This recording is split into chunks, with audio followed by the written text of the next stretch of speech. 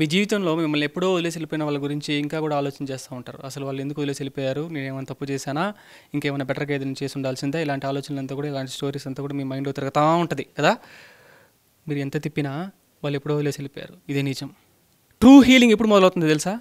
వాళ్ళు తిరిగి వచ్చి మీకు క్షమాపణ చెప్పాలి మిమ్మల్ని వదిలేసి వెళ్ళిపోయిన దానికి అని చెప్పి ఆ ఆలోచన మీరు ఎప్పుడైతే వదిలేస్తారో, ఆ ఆవేశాన్ని, ఆ కోపాన్ని, ఆ ఎమోషన్ ఎప్పుడైతే వదిలేస్తారో అప్పుడు మొదలవుతుంది ట్రూ హీలింగ్ అనేది.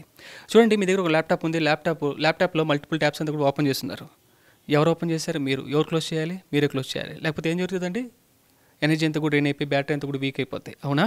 అదేవిధంగా మీ జీవితంలో ఒక విషయం ఓపెన్ అయింది. ఎవరు ఓపెన్ చేశారు? మీరు. ఎవరు క్లోజ్ చేయాలి? ఎవరి యొక్క రెస్పాన్సిబిలిటీ? మీ యొక్క రెస్పాన్సిబిలిటీ, అవునా?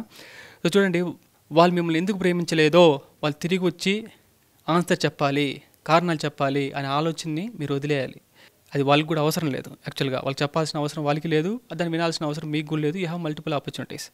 అండ్ ఆల్సో మీ యొక్క ప్రేమకి మీరు అర్హులు. మిమ్మల్ని ఒదిగించని, మిమ్మల్ని గౌరవించే, మిమ్మల్ని పక్కన పెట్టిన ప్రేమకి మీరు అర్హులు. అండ్ ఆల్సో మీకు విలువనిచ్చే ప్రేమకి మీరు అర్హులు.